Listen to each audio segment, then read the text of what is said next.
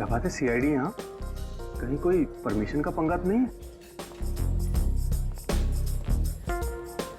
Excuse me, क्या हुआ था मिस्टर मैनेजर?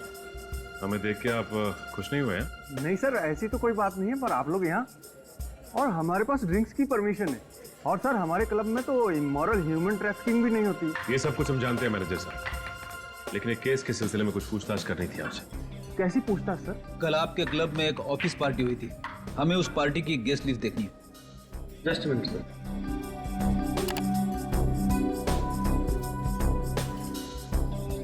ये लीजिए सर, ये उस पार्टी गेस्ट लिस्ट।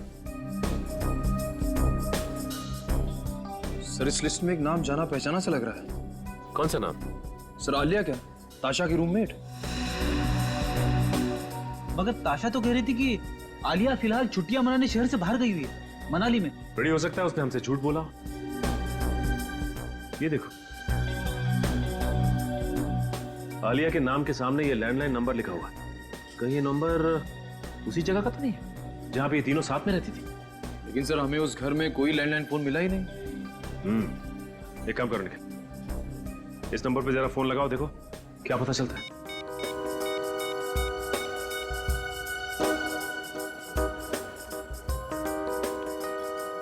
सर ये नंबर सेवा में नहीं है। नंबर सेवा में नहीं है? कोई बात नहीं निखिल, टेलीफोन एक्सचेंज से पता करते हैं कि ये आलिया रहती कहाँ है।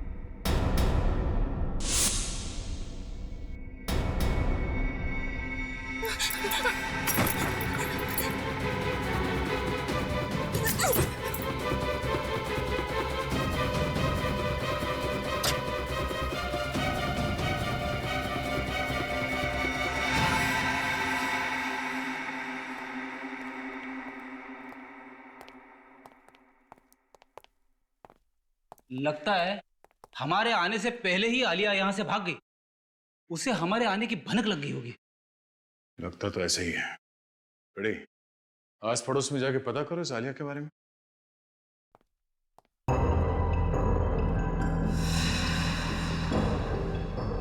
आलिया, आलिया, ये सारे पेंटिंग्स आलिया ने बनाए?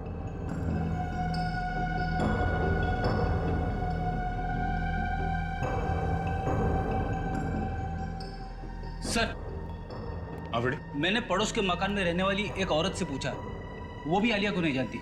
उसका कहना है कि ये घर ज्यादातर बंद ही रहता है।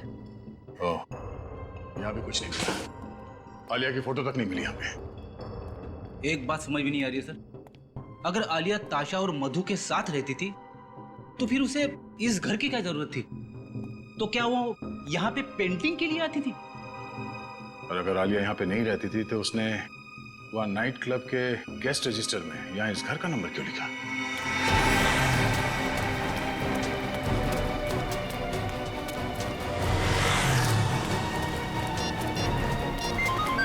ताशा का फोन?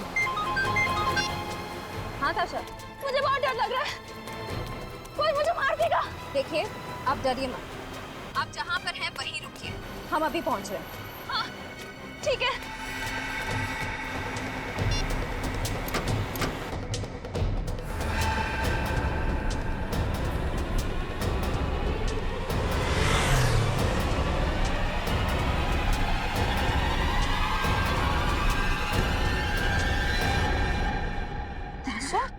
मैं हूँ, डरो मत। अच्छा हुआ आप आ गए, अगर आप नहीं आते तो आज न जाने मेरे साथ क्या हो जाता। देखिए शांत हो जाइए, कुछ नहीं होगा आपको। आपको इतनी चोट कैसे लगी? चलिए हमारे साथ। कहाँ? हॉस्पिटल। और कहाँ? चलो। लेकिन अगर खूनी मुझे मारने के लिए वहाँ पे आ गया तो? घबराइए मत, कुछ नहीं होगा आपको। हॉस्पिटल में आपकी सुरक्षा का पूरा इंतजाम किया जाएगा। आइए चलिए, आइए।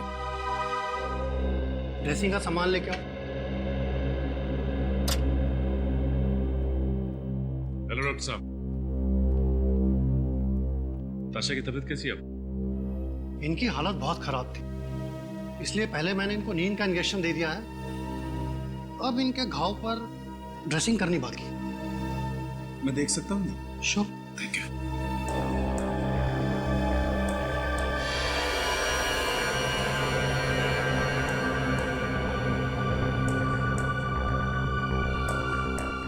सर लगता है आलिया ने हमला किया ताशा पर। नहीं सचिन, मैं दावे के साथ कह सकता हूं कि ये चोट आलिया की वजह से नहीं आई है।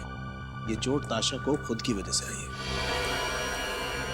मतलब मेरे को समझा नहीं। सचिन, या तो ताशा ने अपने आप को किसी चीज से मारा है या फिर कोई और वजह है, जैसे ये कहीं गिर गई या ताशा गिरी या फिर ताशा को गिराया गया, ये तो ताशा के घर जाने के बाद ही पता चलेगा कि इस घाव की वजह क्या है। अच्छी तरीके से तलाशी लो घर की।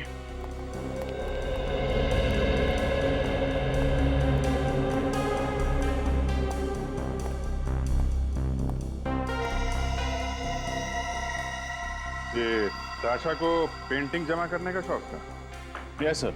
सर ये देखिए, क्या है इसमें? ताशा के पेंटिंग स्कूल के सर्टिफिकेट्स हैं, लेकिन किसी भी सर्टिफिकेट में डी ग्रेड से अच्छा ग्रेड नहीं मिला है।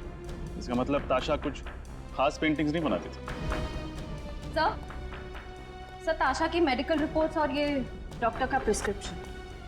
और सर शायद ये दवाइयाँ भी ताशा की हैं। Doctor Shekhar psychiatrist? ताशा को दिमाग की बीमारी थी। डॉक्टर शेखर से मिलना पड़ेगा। डॉक्टर शेखर, आपकी एक पेशेंट है मिस ताशा, याद है आपको? ताशा? बिल्कुल, लेकिन बात क्या है?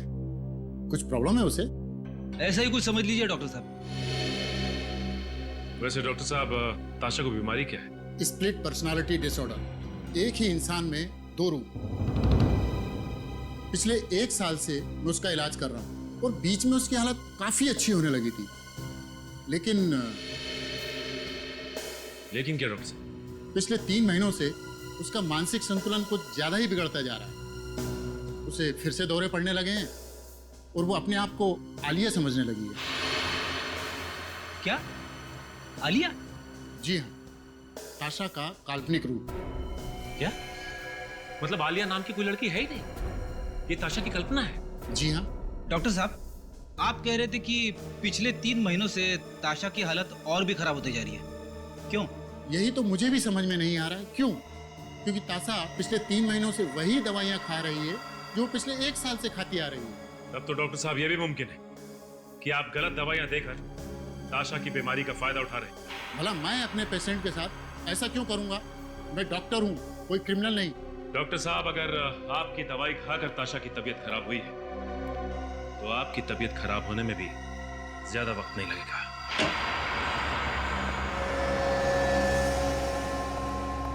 अरे डॉक्टर शेखर, कितने सालों के बाद कैसे हो यार?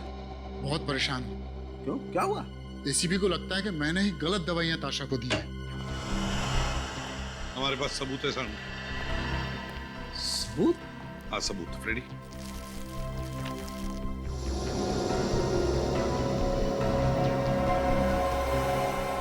ये दवाइयां हमें ताशा के घर से मिली और ये सारी दवाइयां डॉक्टर शेखर ने प्रिस्क्राइब की है। लेकिन बॉस, जो व्यक्ति स्प्लिट पर्सनैलिटी का शिकार होता है उसे यही दवाई दी जाती है। इसमें कुछ गलत नहीं किया इसने। मान लिया ना साळुंखे, मगर मुझे शक है कि इन कैप्सूल्स में कुछ और ही है। ऐसा कैसे हो सकता है? चेक कर ले। ठीक है, मैं चेक करता हूं।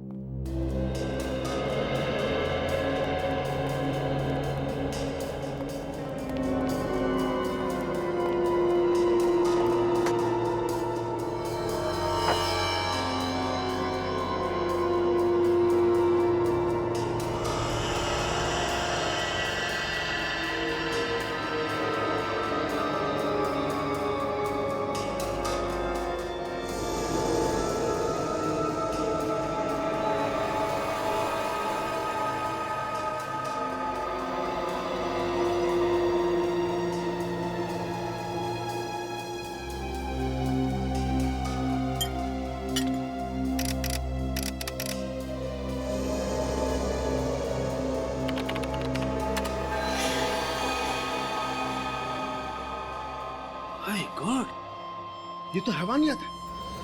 और इस कंपाउंड से तो ताशा की हालत और ज्यादा बिगड़ जाएगी।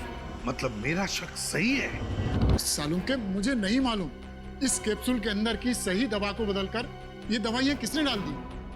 मैं मानता हूं कि मैंने ही ताशा को ये प्रिस्क्रिप्शन दी थी, लेकिन मैंने ये दवाइयां नहीं बदली। तो फिर कौन कर सकता है ये? बस मैं डॉक्टर शेखर को बहुत अच्छी तरह से जानता हूँ, काफी सालों से जानता हूँ। ये ऐसी गिरी हुई हरकत नहीं कर सकता है, इसकी गारंटी मैं लेता हूँ। ठीक है, देख साळुंखे, तू डॉक्टर शेखर की गारंटी ले रहा है इसलिए मैं इन्हें छोड़ रहा हूं, वरना तू जानता है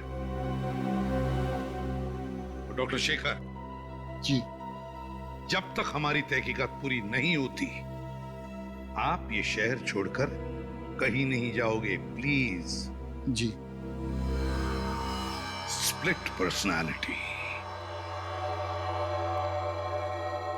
स्प्लिट पर्सनालिटी, एक ताशा और दो रूप। इस ताशा पर नजर रखो ताशा पर।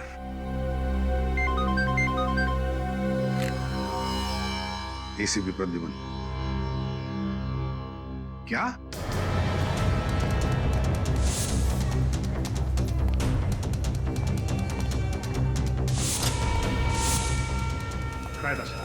जी सर, पता नहीं। रिसेप्शन पर पता करते हैं। डॉक्टर साहब, ताशा कहाँ है? वो अचानक से कहीं चली गई, इसीलिए मैंने आपको फोन किया। अचानक कहाँ गायब हो सकती है? आप में से किसी ने देखा उसे? सर, मैंने देखा है। ताशा काले रंग के कार में बैठकर चली गई। ठीक है, पार्किंग लॉट से उस गाड़ी वाले का नंबर लेते हैं। शायद ताशा जिस गाड़ी में से भागी वो गाड़ी कहाँ पर है, कुछ पता चला? नहीं सर, हाईवे पुलिस या चेक पोस्ट से अभी तक कोई खबर नहीं आई। कोई तो है जो ताशा की बीमारी का फायदा उठा रहा है। और सर, ये जो कोई भी है ताशा के बहुत करीब है और उसे अच्छी तरह से जानता है। हाँ, एग्जैक्टली। सर, ताशा जिस गाड़ी में से भागी है उस गाड़ी का पता चल गया सर। वो गाड़ी उसी के नाम पे रजिस्टर है। गाड़ी ताशा के नाम पर ही रजिस्टर है, तो फिर खूनी शायद उसी गाड़ी में ताशा को लेकर गया होगा। वैसे भी सर, खूनी गलत दवाइयां देके ताशा को सम्मोहित कर रहा था, और उसी की बात सुनकर ताशा हॉस्पिटल से भागी भी होगी। मगर कौन हो सकता है ये? कौन कर सकता है ये सब? नहीं, ये सुदेश तो नहीं? सुदेश? हाँ, सुदेश, वही चित्रकार, वो पेंटर जो ताशा और आलिया को पेंटिंग सिखाता था। सर, वही जो ताशा की हमेशा तरफदारी करता रहता था। हाँ, वही ताशा के आसपास ही तो रहता था, और वो ताशा की बीमारी के बारे में भी जानता था, और ये भी जानता था कि ताशा अपनी दिमाग की बीमारी के लिए इलाज करवा रही है। सचिन, एक काम करो, उस डॉक्टर को फोन करो जो इलाज करा रहे हैं। सर,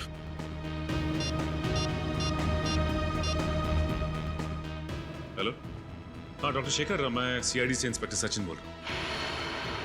अच्छा, ये बताइए कि ताशा जब आपके यहाँ इलाज के लिए आती थी तो क्या वो अकेली आती थी या साथ में भी कोई आता था? अच्छा, ठीक है, थैंक्स। सर, ताशा के साथ हमेशा सुदेश आता था। सुदेश, हेलो एसीपी प्रतिमा, पता चल गया कहां पर है गाड़ी? Thank you. ताशा की गाड़ी का पता चल गया। गाड़ी जीबी गेस्ट हाउस पर खड़ी है। GB guest house.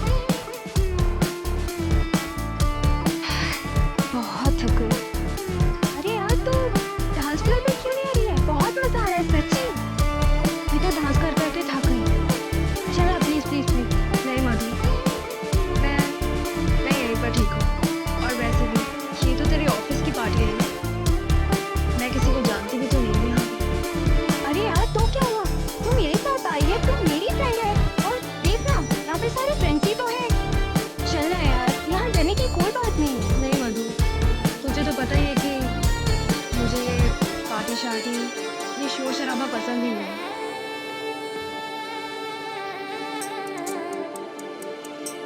Oh no, ये यहाँ भी आ गया। आज तो मैं इसे ना उसकी औकात दिखाकर रहूंगी। देखो मधु, ज्यादा गुस्सा मत करना। तुम यहाँ क्या कर रहे हो?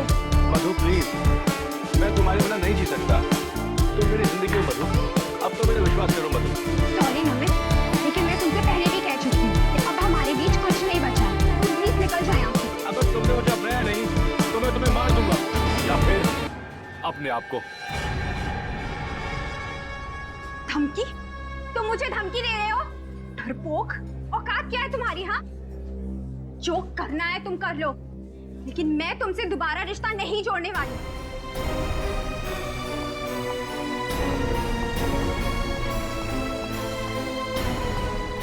चलो ताशा, घर चलते।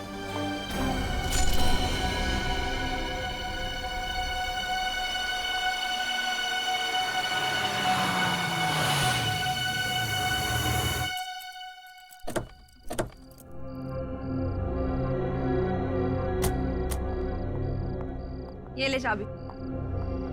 चल यार, इतना मूड क्यों अपसेट करके रखा है तूने? मधु, मधु तू फिक्र मत कर, सब कुछ ठीक हो जाएगा। थोड़ा सब्र कर। मैं नमित के हरकतों से ना परेशान हो चुकी हूँ। ऐसा कैसे कर सकता है मेरे साथ? पार्टी में सबके सामने कितनी बेइज्जती की उसने मेरी। ऐसे कैसे बात कर सकता है वो मेरे साथ? ताशा, मधु, मैं तेरा गुस्सा अच्छे से समझती हूँ, लेकिन तू ये भी तो सोच कि तुम दोनों का अभी तो ब्रेकअप हुआ है, थोड़ा टाइम पहले। हो सकता है कि वो बर्दाश्त ही नहीं कर पा रहा है कि तू उसकी गर्लफ्रेंड नहीं है अब। सारे लड़कों की ना यही प्रॉब्लम होती है। लेकिन आई एम टेलिंग यू ताशा, अगर आगे से उसने ऐसा कुछ भी करने की कोशिश की ना मेरे साथ, तो मैं बिल्कुल बर्दाश्त नहीं करूंगी। सीधे पुलिस कंप्लेन करने वाली हूँ मैं। अरे बाबा, नमित ऐसा कुछ करेगा ही नहीं, और अगर ऐसा कुछ करेगा नहीं तो पुलिस के पास तुझे जाने की जरूरत पड़ेगी नहीं। ओके, चल मैं सोने जा रही हूँ। आज पार्टी में बहुत डांस किया यार, बहुत थक गई।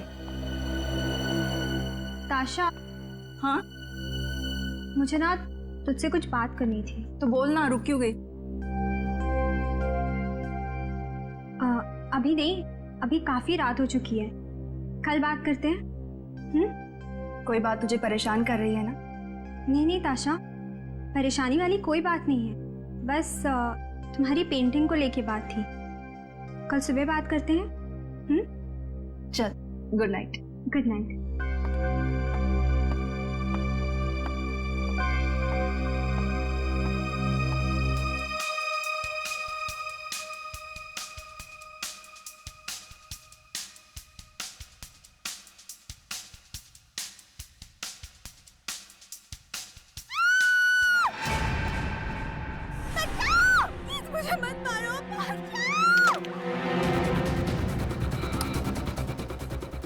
मधु, छोड़ो, मधु, मत मारो मुझे, प्लीज मुझे मत मारो।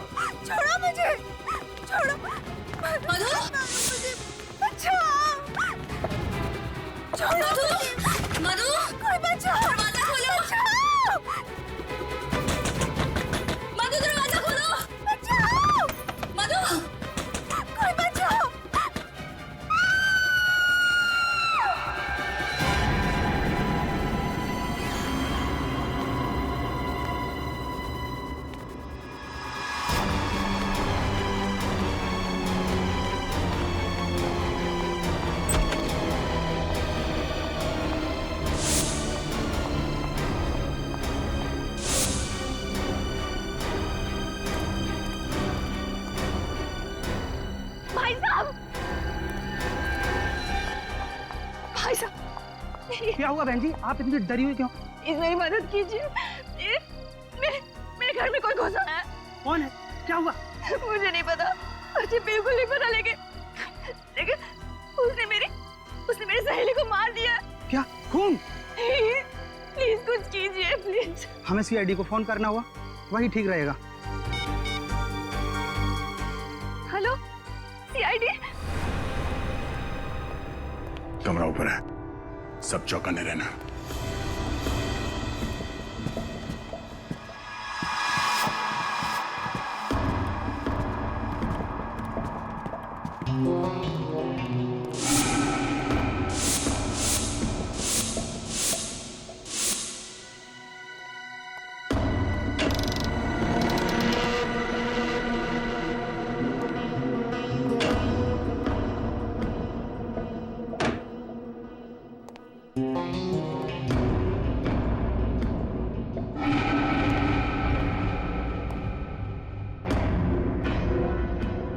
खिड़की या दरवाजा तो अंदर से बंद है। सर, यहाँ पे तो कोई दिख नहीं रहा। नहीं है सर, अंदर कोई। कमरा साफ सुथरा है, कोई तोड़फोड़ या हाथापाई के निशान भी नहीं है। ताशा को अंदर बुलाओ। ताशा, हमें बताओ एग्जैक्टली यहाँ पे हुआ क्या था? मधु को मार डाला। ये मधु कौन है? मधु मेरी बहुत करीबी सहेली है। हम दोनों नाइट क्लब में पार्टी करने गए थे। 1 बजे के करीब घर लौटे और वो अपने रूम में चली गई, और फिर उस पर किसी ने हमला किया। बाहर सिक्योरिटी गार्ड से जरा पूछताछ करो। ताशा, आपने हमलावर को देखा? नहीं, मैंने मधु के चिल्लाने की आवाजें सुनी और कि मैं उसको बचा नहीं पाई। पर यहाँ पे तो घर में कोई नहीं था, ऊपर कमरे में कोई नहीं था, कमरे में हाथापाई के कोई निशान नहीं, और मधु भी नहीं। मधु कहाँ गई? ये कैसे हो सकता है? मैंने खुद उसके चिल्लाने की आवाजें सुनी है। मेरा विश्वास कीजिए, मैं सच बोल रही हूँ। अच्छा, मधु पे हमला होने से पहले आपने किसी को घर में आते या जाते देखा? नहीं, मैं हेडफोन्स पहनकर म्यूजिक सुन रही थी। मैंने किसी को आते जाते नहीं देखा। और जब ये सब हुआ तब आप कहाँ थी? म्यूजिक सुनते सुनते मैं यहीं सोफे पर सो गई थी, लेकिन जब मधु के चीखने चिल्लाने की आवाजें सुनी तो मैं उसके कमरे की ओर दौड़ी चली गई, लेकिन दरवाजा अंदर से बंद था। दरवाजा बंद था? मगर जब हम अंदर गए तब तो कमरे का दरवाजा खुला था और कमरे में कोई भी नहीं था। ये कैसे हो सकता है? मैंने खुद उसके चिल्लाने की आवाजें सुनी, और अगर मधु कमरे में नहीं है तो फिर कहाँ है? अच्छा, आप दोनों के अलावा घर में कोई और भी रहता है? जी, एक लड़की और रहती है। कौन है वो और कहाँ है? आलिया, मैं, मधु और वो, हम तीनों रहते हैं। फिलहाल वो छुट्टियां मनाने के लिए मनाली गई हुई है। आपको किसी पे शक है? हाँ। किस पे? नमित पर। ये नमित कौन है? मधु का एक्स बॉयफ्रेंड। और उस पे शक की वजह? पार्टी में नमित और मधु का बहुत बड़ा झगड़ा हुआ था। नमित बहुत गुस्से में था। नमित कहाँ रहता, कुछ मालूम है आपको? जी, विंडफोर अपार्टमेंट्स, 10th फ्लोर। नमित और मधु की फोटो है आपके पास? हाँ है। गुड। निकले, काम करो, इस नमित के घर पे जाके पता करो। और श्रेया, नमित और मधु, इन दोनों की फोटो सारी पुलिस स्टेशन में भिजवा दो। सर। मधु की जान खतरे में है, उसे किसी भी हाल में बचाना होगा। सर, ये नमित तो बड़ा ही चालाक है सर। सर, पहले इसने मधु को किडनैप किया और अब हमारे आने की भनक लगते ही भाग रहा है। पूर्वी बच के जाएगा कहाँ ही? एक बार हमारे हाथ लग जाए, इसकी बारात निकालते हैं। सर, वो तो केआर रोड की तरफ मुड़ गया। क्या? कितनी दूरी पे? सर, करीबन 100 मीटर। सर सिग्नल इसी तरफ बता रहा है, इसी रोड पर। सर, बस आगे। सर, यहाँ से राइट।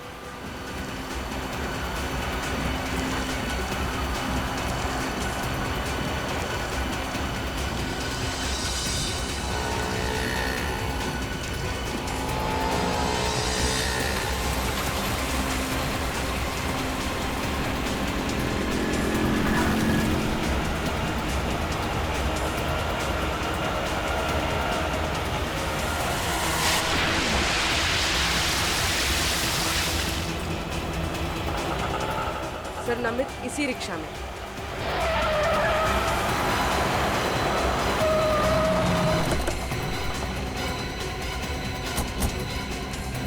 बात कर। ये क्या बदतमीजी है? सीआईडी से हम लोग। बोल, मधु को क्यों किडनैप किया? मधु किडनैप हो चुकी है? कब ऑफिसर? अनजान बनने का नाटक बंद कर। मधु तेरी गर्लफ्रेंड थी ना?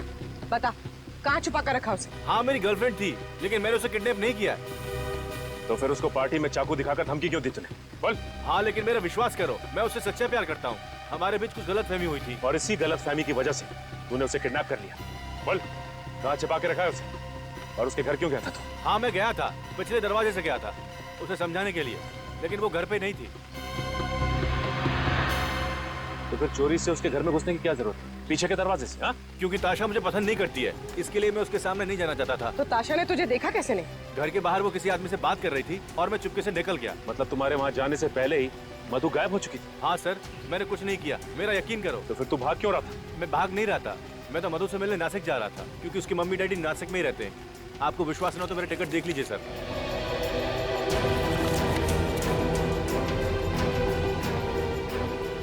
आखिरी बार कब बात हुई थी मधु से? पार्टी के बाद करीब 12:30 बजे। आप चाहो तो मेरा फोन चेक कर सकते हो। क्या बात हुई थी तुम्हारी? बात नहीं हो पाई थी, फोन ताशा ने उठाया था और उसने कहा मधु सो रही है। ये बात मुझे अजीब लगी। इसमें अजीब लगने वाली क्या बात है? क्योंकि मधु अपनी गाड़ी किसी को चलाने देती नहीं है। देखो, जब तक ये केस सॉल्व नहीं हो जाता तुम ये शहर छोड़कर नहीं जाओगे, समझे?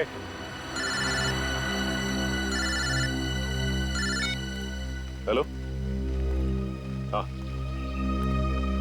क्या? कहाँ पे? ठीक है, हम लोग अभी पहुंचते हैं।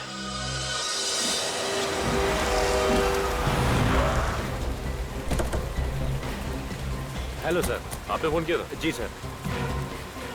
लाश कहाँ पे? सर इस तरफ। सर ये तो मधु है। पूर्वी, बड़ी बेरहमी से चाकू मारा गया इसे, खून अब तक बह रहा है। सर मैं आज इधर से निकल रहा था तो मैंने इस लड़की की लाश देखी सर। सर कितनी बेरहमी से मारा गया सर इसे।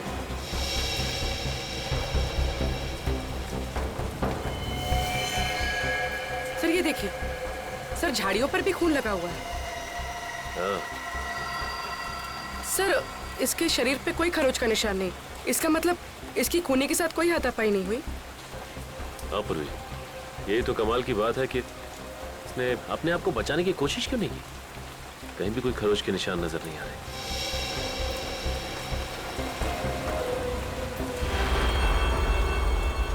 सर वो देखिए,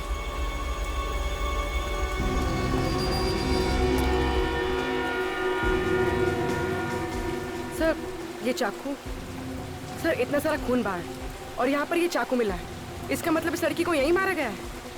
हो सकता है पूर्वी, ये चाकू तो आम चाकू है जो किचन में इस्तेमाल किया जाता है। सर हो सकता है खून ने ये चाकू मधु के घर से उठाया हो सकता है पूर्वी। एक काम करो, इस चाकू और लाश को फॉरेंसिक भिजवा दो।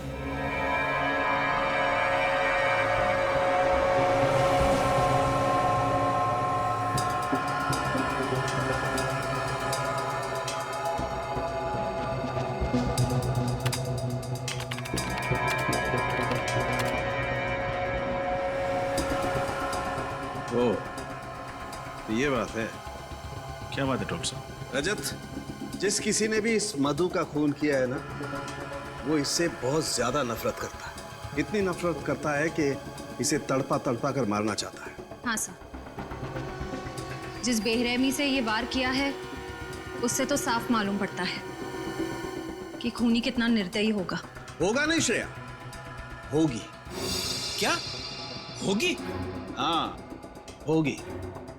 वैसे आपको ये बता दूं, मधु के खून में बहुत ज्यादा मात्रा में ड्रग्स पाई गई है। मतलब सालू के साहब मधु को ड्रग्स लेने की आदत थी?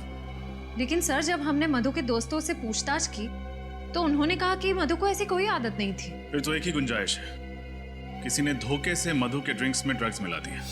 बिल्कुल बिल्कुल। और उसके बाद ये मधु इस हालत में ही नहीं थी कि अपने ऊपर वार करने वाले से बचाव कर सके। डॉक्टर साहब, इस चाकू से मधु का खून किया गया। इस पर उंगलियों के निशान किसके?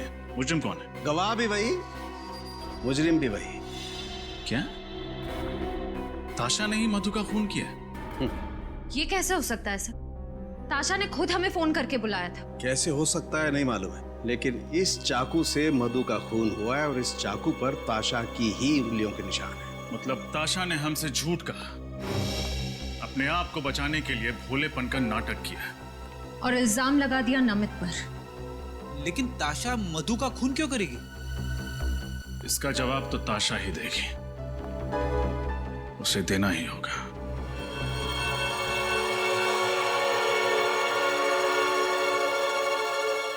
ये सब क्या हो गया है?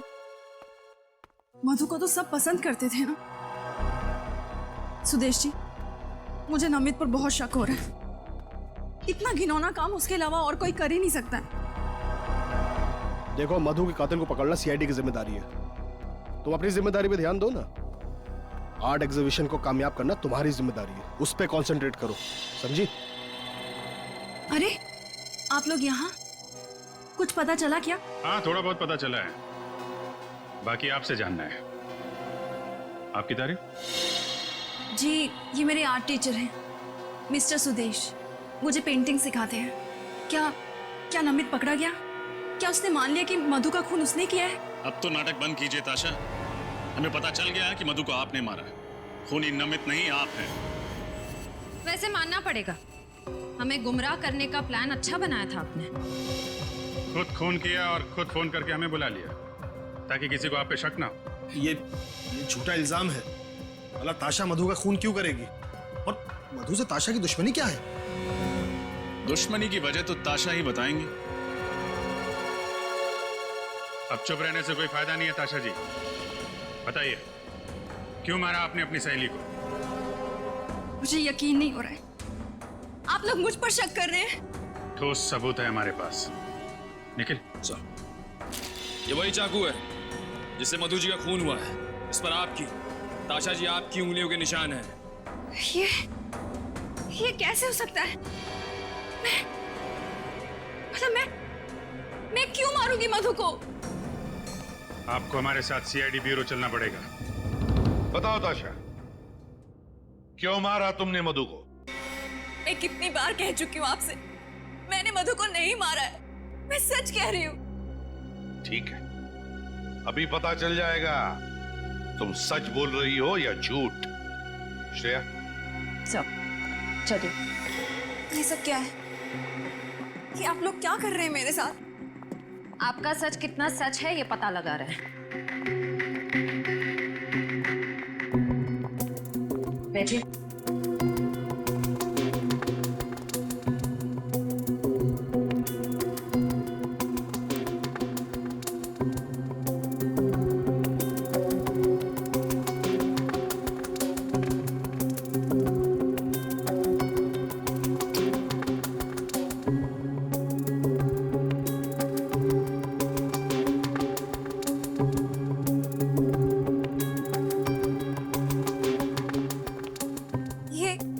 क्या कर रहे हैं आप लोग?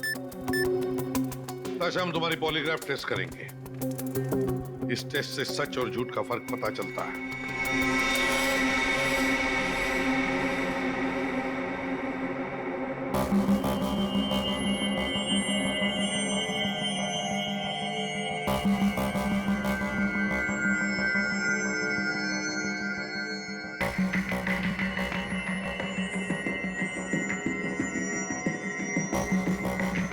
बताओ ताशा, क्यों मारा तुमने मधु को?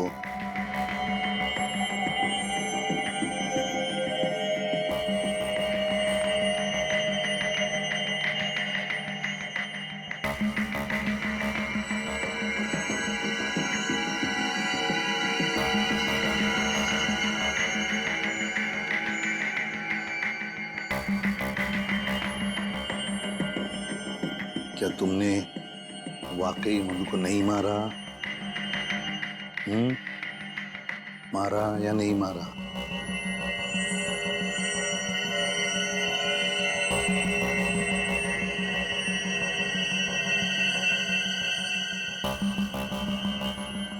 बताओ ताशा, क्या तुमने मधु का खून किया? नहीं, मैंने मधु को मधु को नहीं मारा।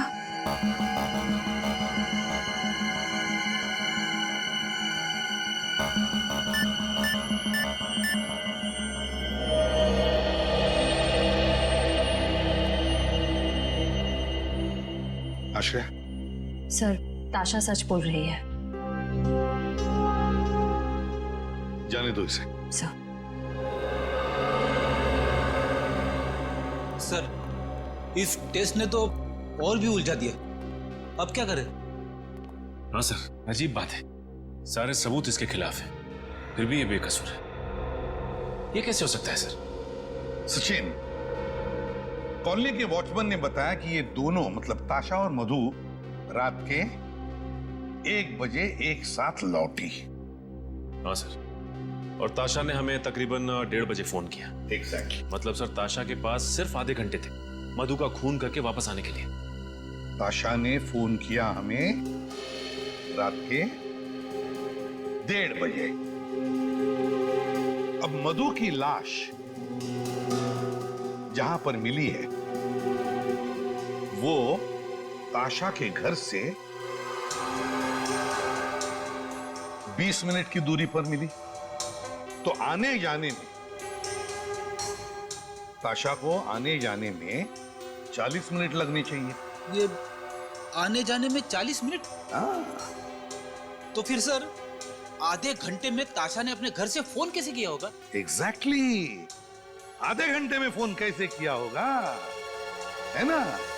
इसका एक ही मतलब है कि कोई तो है जो ताशा को फंसाने की कोशिश कर रहा है मधु के खून के जुर्म में। अब सर, अब आपको ऐसा क्यों लग रहा है? जरा सोचो फ्रेडी, सोचो। साळुंखे को मधु के खून में से ड्रग्स मिले हैं, तो हो सकता है कि उस पार्टी में मधु के ड्रिंक में किसी ने ड्रग्स डाले। सर, ये मुमकिन है, क्योंकि जिस रात मधु का खून हुआ उस रात ताशा और मधु दोनों पब से पार्टी करके लौट रहे थे। बस तो फिर सचिन, उस पब में जाकर पता लगाओ उस पार्टी में कौन कौन आया था और क्या क्या हुआ था। तुम क्यों हॉस्पिटल से मुझे यहाँ लेकर आए हो? क्या चाहते हो तुम?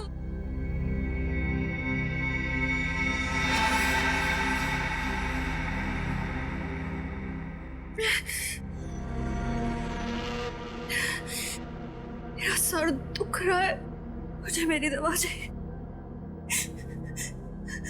मुझे मेरी दवा।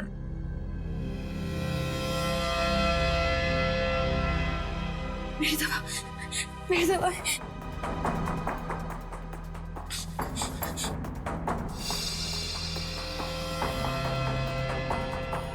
यही दवाई खाती हो ना तुम?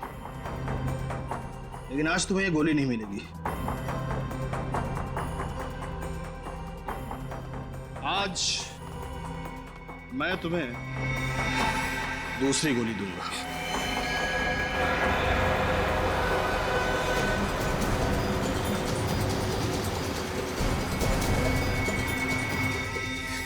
मुझे मत मारो, मुझे जाने दो प्लीज, मुझे जाने दो, नहीं तो मैं तुम्हें सीआईडी को सब कुछ बता दूंगी। इसीलिए मैं तुम्हें मारना चाहता हूं, क्योंकि तुम सीआईडी को सब कुछ बता दोगी।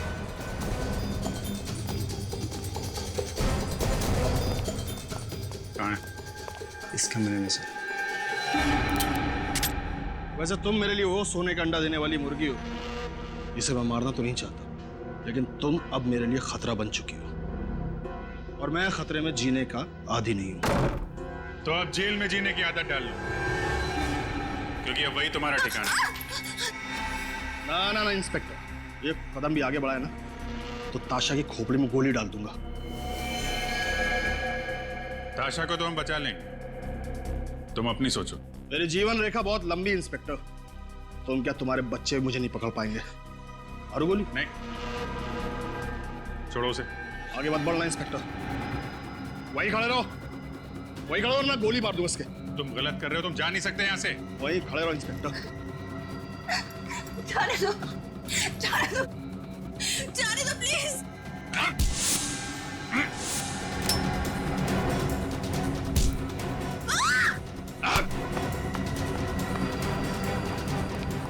कहाँ गया? सर, पकड़ो उसे। सर, ठीक है? हॉस्पिटल लेके चल जल्दी।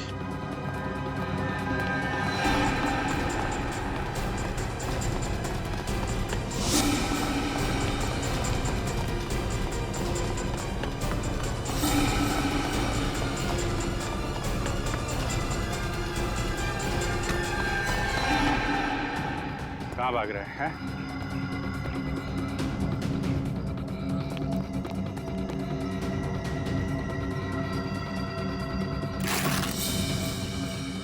आगे मत बढ़ना, आगे मत बढ़ना वरना सर फोड़ दूंगा। आगे मत बढ़ना।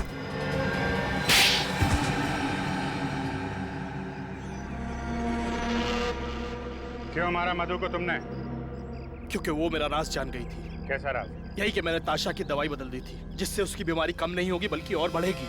ऐसा करने की वजह? ताशा का दूसरा रूप आलिया, जिससे मुझे फायदा था। ताशा जब आलिया के रूप में आती थी तो बहुत अच्छी पेंटिंग करती थी।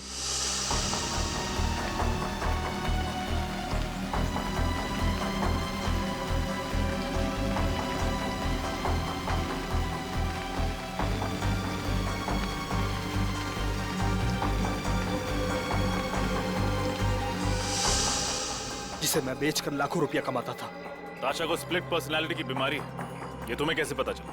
एक दिन उसके सर में दर्द उठा और मैं उसे डॉक्टर के पास लेकर गया। तब मुझे उसकी स्प्लिट पर्सनालिटी के बारे में पता चला। लेकिन ताशा को तुम पे शक नहीं हुआ? नहीं, बिल्कुल नहीं। ताशा को मैंने यकीन दिला दिया था कि मधु आलिया उसके साथ रहती है। बहुत लंबी जीवन रेखा है ना तुम्हारी। काफी लंबा समय गुजारना पड़ेगा तुम्हें जेल की सलाखों के पीछे। अगर फांसी नहीं हुई तो